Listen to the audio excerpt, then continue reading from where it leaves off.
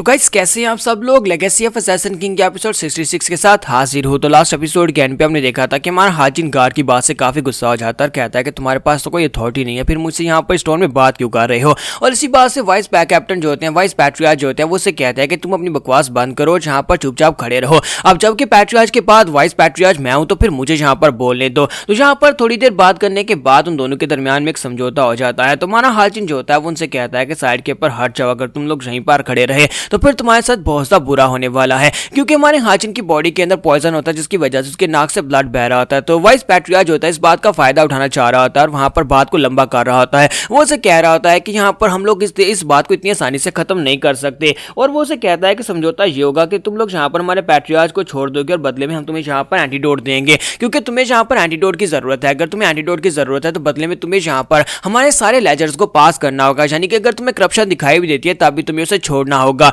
लेकिन हमारा हाजिन तो ऐसा बिल्कुल भी नहीं करने वाला। और इसी के साथ ही हमारा हाजिन जो होता है वो इस बात को मानने को तैयार नहीं होता। वो कहता है कि जहां पर तुम्हारी करप्शन होगी तो फिर करप्शन को रिपोर्ट किया जाएगा। लेकिन वाइस कैप्टन उसके काफी ज्यादा करीब चला जाता है। उसके करीब खड़े होकर उसे कहता है कि यार तुम्हें इस बात का डर नहीं है, मैं तुम्हारे इतने ज्यादा करीब खड़ा हूं और तुम्हारी हालत काफी बुरी है। हाजिन उसे कहता है तो क्या तुम यहाँ पर मेरे पर अटैक करना चाहते हो और यहाँ पर मुझे हॉस्टेज बनाना चाहते हो। इसी के साथ ही वाइस कैप्टन जो होता है उसके ऊपर अटैक कर देता है और कहता है कि हाँ बिल्कुल ऐसे ही, मैं तुम्हारे पर अटैक करना चाहता हूँ। ये देखकर डोंगपेल और होंगरियोंग दोनों काफी ज्यादा हैरान होते हैं। लेकिन हमारा हाजिन जो होता है अब इतना भी कमजोर नहीं है। जब हमारा हाजिन वहां पर चुपचाप खड़ा होता है, इसी के साथ ही वहां पर जबरदस्त ओमनियस एनर्जी महसूस होती है। और इसी के साथ ही वाइस कैप्टन जो होता है वो कहता है कि ये क्या हुआ, अचानक से ये आसमान उल्टा क्यों हो गया और ये यंग मास्टर जो है ये भी उल्टा क्यों खड़ा है, क्योंकि असल में उसकी गर्दन काट चुकी होती है। और इसी के साथ ही गोल्डी को दिखाता है कि गोल्डी जो होती है वो साइज में काफी ज्यादा बड़ी हो चुकी होती है और बड़ा होने के बाद वहां पर आती है और वाइस कैप्टन की गर्दन उखाड़ लेती है। वो अपने मुंह के साथ ही उसकी गर्दन उखाड़ लेती है। और ये देखकर वो सभी लोग बहुत ज्यादा घबरा जाते हैं और कहते हैं कि ये कौन सा बीस्ट है, ये कैसा बीस्ट है जिसने यहाँ पर हमारे वाइस कैप्टन वाइस पैट्रियार्च की गर्दन काट दी। डोंगपेल भी ये देखकर काफी ज्यादा हैरान होता है और कहता है कि ये तो हमारी गोल्डी है, लेकिन एक छोटी सी गोल्डी इतनी बड़ी कैसे होगी।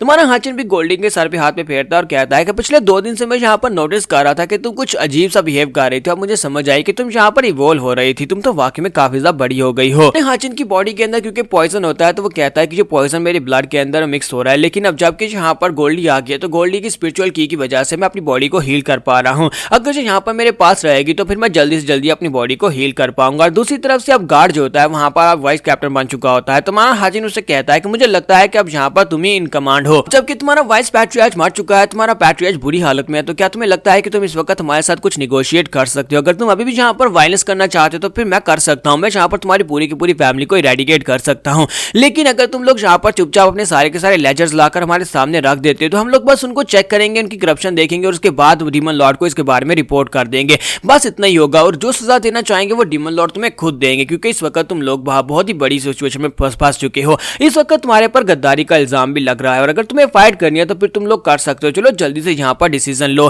क्योंकि पहले तुम यहाँ पर बात कर रहे थे, अब यहाँ पर तुम वाकई में वाइस पैट्रियार्च की जगह के ऊपर हो सकता है कि तुम ही यहाँ के नए पैट्रियार्च बन जाओ। यहीं पर से नेक्स्ट सीन जो होता है उन्हें रूम का दिखाया जाता है, जहाँ पर हमारे हाजिन के सामने सारे के सारे लेजर्स लाकर रख दिए जाते हैं। हाजिन उन सभी लेजर्स को चेक करता है और कहता है कि इनके अंदर तो वाकई में करप्शन के सबूत हैं और मैं सारी की सारी रिपोर्ट बना रहा हूँ। और इस रिपोर्ट को बनाकर वो कबूतर के साथ लगा रहा होता है, जब किसी के साथ ही वो गार्ड भी उसके सामने खड़ा होता है। तुम्हारा हाजिन उसे कहता है कि मैंने यहाँ पर जो कुछ भी लिखना था वो सब कुछ मैंने लिख लिया है, यहाँ पर अपना काम करने के लिए आया था और मैंने कर लिया। और यहाँ पर जिसकी वजह से मैं गुस्सा हुआ था उस फिजिशियन फैंग को मैं अपने साथ लेकर जा रहा हूँ। तुम्हारा पैट्रियार्च तुम्हारे पास रहेगा, तुम अपने पैट्रियार्च को रख सकते हो। जो रिपोर्ट मैंने बनानी थी वो मैंने भेज दी है। अगर तुम लोग यहाँ पर अपने पैट्रियार्च को इमीडिएट ट्रीटमेंट देते हो तो फिर मैंने जो डिमोनिक एनर्जी इसकी बॉडी के अंदर डाली है वो निकल जाएगी और तुम इसको बचा सकते हो। लेकिन अगर तुम यहाँ पर हमारा पीछा करने में टाइम वेस्ट करोगे तो फिर मुझे लगता है कि तुम अपने पैट्रियार्च को नहीं बचा पाओगे। इसी वजह से तुम यहाँ पर यही समझो कि हम दोनों के दरमियान में एक एग्रीमेंट है, हम लोग यहाँ पर से सेफली निकलेंगे और तुम लोग हमारा पीछा नहीं करोगे और अपने पैट्रियार्च को बचाने में अपना टाइम लगाओगे। और इसी के साथ ही वहां अपने कबूतर को उड़ा देता है, उसके साथ एक मैसेज लगाकर। वो मैसेज होता है वो सीधा जनरल स्ट्रेटेजिस्ट के लिए होता है, जबकि दूसरी तरफ हमारा हाजिन जो होता है उनकी फैमिली से निकल आता है। वहां पर से निकलने के बाद हाजिन जो होता है वो वहां पर गोल्डी के साथ बैठ कर कल्टीवेट कर रहा था, अपनी बॉडी के अंदर से पॉइजन को निकाल रहा था। तो हाजिन कहता है कि मैं यहाँ पर अपनी बॉडी के अंदर से इस एनर्जी को निकाल रहा हूँ। लेकिन ज्यादातर तो ये सब कुछ इसकी स्पिरिचुअल की वजह से हो रहा है, गोल्डी की स्पिरिचुअल की वजह से हो रहा है। लेकिन ऐसा कैसे हो सकता है कि मिस्टिकल क्रीचर मेरे साथ अपनी शेपलेस की वजह से बात कर सकता है, वो मेरे साथ कम्युनिकेट कर पा रहा है और अपनी स्पिरिचुअल की को मुझे दे पा रहा है? कहीं ऐसा तो नहीं है कि ये बैम्बू ग्रोव की वजह से हुआ है? तो इसी के साथ ही हाजिन को याद आता है कि जब वो बैम्बू जंगल में था तो वहां पर एक बैम्बू शूट थी, उस बैम्बू शूट को उसने खा लिया था। कहीं ऐसा तो नहीं है कि वो बैम्बू शूट उस जंगल की कोर थी? और उसी जंगल के कोर की वजह से ये गोल्डी जो है ये उसके साथ जुड़ा हुआ था, और जबकि ये मैंने यहाँ पर उसको खा लिया था, तब यहाँ पर मेरे साथ जुड़ा हुआ है। तुम्हारा हाजिन गोल्डी से कहता है कि तुम्हें परेशान होने की जरूरत नहीं है, मुझे लगता है कि एक ना एक दिन मैं तुम्हारी कोर एनर्जी तुम्हें वापस कर दूंगा और तुम फिर से आजाद हो जाओगे, लेकिन जब तुम मेरे करीब रहते हो तो मुझे काफी ज्यादा अच्छा महसूस होता है। जबकि दूर खड़े कैप्टन होंगरियन और डोंगपिल दोनों वहां पर खड़े होकर सब कुछ देख रहे होते हैं, तो वो वहां पर डोंगपिल उसके लिए वाइन लेकर आता है और उसे कहता है क्या तुम पियोगी, तो वो कहती है हाँ क्यों नहीं मैं पीऊंगी, और उससे पूछता है कि तुम्हारी इंजरीज ठीक है। डोंगपिल कहता है काफी बेहतर है, तो वो उसे कहता है कि हाँ तुम्हारी बॉडी भी काफी ज्यादा बेहतर है, लेकिन वहां पर काफी ज्यादा फाइट हुई थी। तो कैप्टन होंगरियन उसे कहती है लेकिन तुमने तो वहां पर बिल्कुल भी टफ फाइट नहीं की, क्योंकि तुम तो वहां पर एल्डर्स के सामने टिक नहीं पा रहे थे। तो वो कहता है नहीं ऐसी बात नहीं है। फिर साथ ही कैप्टन उसे कहते हैं कि तुम यहाँ पर इतने उदास क्यों लग रहे हो, अब जबकि हम लोग वहां पर से निकल आए और फाइट भी जीत गए हैं। तो डोंगपिल उसे कहता है कि मैं यहाँ पर सिचुएशन को लेकर काफी ज्यादा हैरान हूँ, मैं यहाँ पर सिचुएशन को लेकर काफी ज्यादा हैरान हूँ। मैं यहाँ पर ये सोच रहा हूँ कि एक छोटी सी गोल्डी जो कि कभी मेरे एक हाथ के साइज जितनी थी, एक ही दिन में वो इतनी ज्यादा बड़ी कैसे हो सकती है। तो अब मुझे यहाँ पर समझ आ रही है कि ये वाकई में एक मिस्टिकल क्रीचर है। इन दोनों के दरमियान में जो बॉन्ड है वो बिल्कुल भी चेंज नहीं हुआ। मुझे इस बात की काफी ज्यादा खुशी है कि उसके बड़े और खतरनाक होने के बाद भी यहाँ पर दोनों का बॉन्ड बिल्कुल वैसे का वैसा ही है। तो कैप्टन होंगरियन उसे कहते हैं कि मुझे लगता है कि तुम इस बात को लेकर परेशान नहीं हो कि वो बड़ी होगी, बल्कि तुम इस बात को लेकर परेशान हो कि वो तुमसे ज्यादा अच्छी बॉडीगार्ड है। तो क्या हमारा डोंगपिल उसे कहता है कि हाँ ये बात तुमने वाकई में सच कही कि वो मुझसे ज्यादा बेहतर बॉडीगार्ड है, मैं इस बात को मना बिल्कुल भी नहीं करूंगा। कैप्टन होंगरियन उसे कहता है कि मुझे लगता है कि तुम्हें जेलस होने की जरूरत नहीं है, चाहे वो तुमसे ज्यादा बेहतर ही क्यों ना हो, लेकिन वो है तो सिर्फ और सिर्फ एक बीस्ट ही।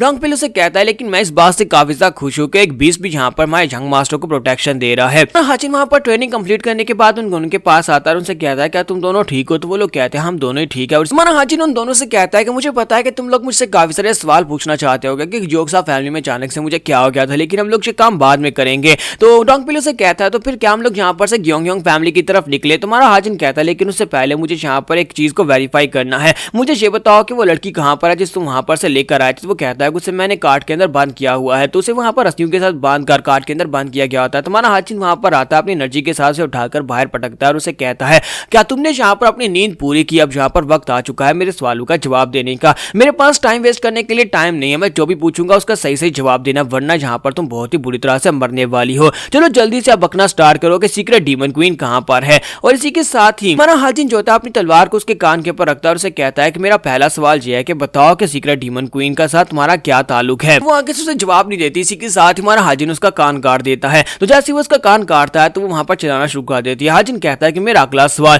अब मुझे ये बताओ कि तुम जोक्सा फैमिली के पैट्रियार्क से कैसे मिली। वो उसे कहती है कि मैं जहां पर तुम्हें किसी भी सवाल का जवाब नहीं दूंगी। इसी के साथ ही हमारा हाजिन जो होता है वो उसकी उंगलियां काट देता है, वो उसके दूसरे हाथ की उंगलियां भी काट देता है। और इसी के साथ ही वो अपनी तलवार को अब उसकी आंख की तरफ आगे करता है और उसे कहता है कि मेरा तीसरा सवाल, तुम यहाँ पर जोक्सा फैमिली के पैट्रियार्क के ऊपर अपनी सोशल टेक्निक्स को यूज कर रही थी, आखिर मुझे ये बताओ कि तुम दोनों यहाँ पर आपस में कैसे मिले, तुम दोनों के दरमियान में यहाँ पर कोई डील हुई थी। तो वो उसे आगे से कोई जवाब नहीं देती। इसी के साथ ही हमारा हाजिन जो होता है उसकी आंख भी निकाल देता है, की वजह से वो वहीं पर और भी जोर जोर से चिल्लाना शुरू कर देती है, जबकि डोंगपिल और कैप्टन होंगरियन दूर बैठे ये सब कुछ बस देख रहे होते हैं। तो यहाँ पर हम लोग अपनी एपिसोड 66 का एंड करेंगे। नेक्स्ट एपिसोड में देखेंगे कि हमारा हाजिन इसको इंटेरोगेट कर पाएगा, क्या इसके पास कुछ उलझवा पाएगा या नहीं। तो एपिसोड की एक्सप्लेनेशन अच्छी लगी तो कमेंट करके जरूर बताइएगा, वीडियो को लाइक करना मत भूलिएगा। Thank you.